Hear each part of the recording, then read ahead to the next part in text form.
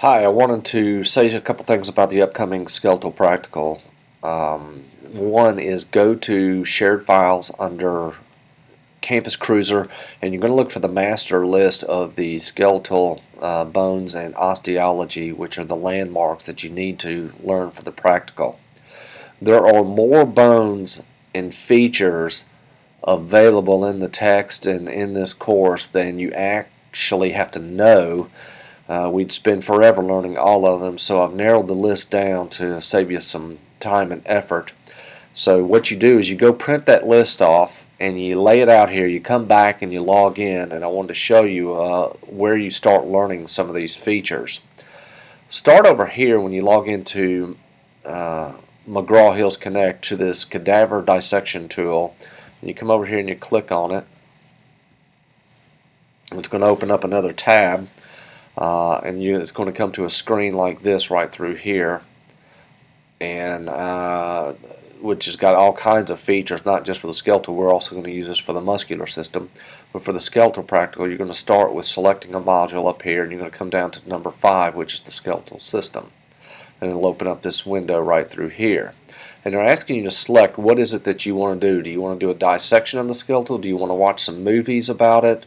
You want to look at the histology, which is the molecular level of the cells. You can look at actually x-rays, and you can come back and take a quiz to see how well you've done after you've studied this.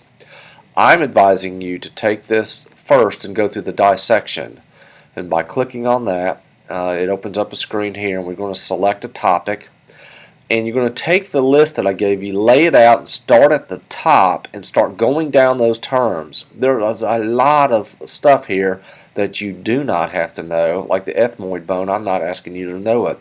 So only learn what I've given you, but use this as the guide to start looking at the images, because the images are going to come from this source when it comes time for the practical.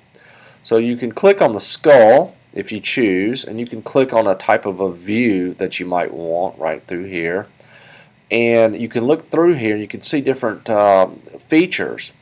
And for instance, here's the coronal suture, which I did ask you to know, and if you click on it, it's going to highlight it right through here. So if this picture was to show up on the practical and you see this highlighted region, you would type in the coronal suture.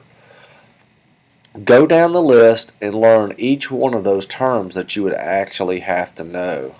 Here's the mandible, and there's lots of osteology of the mandible that I'm not asking you to know. I just want you to know this one in general. But some of these you would actually have to go into a little bit more and learn some of this. There's a clavicle, right through here, and if you want to see, what that would look like. So I advise you to at least start with this, and you can use a textbook or other guides, and I encourage it. But as a starting point, jump in here and start off with this particular feature.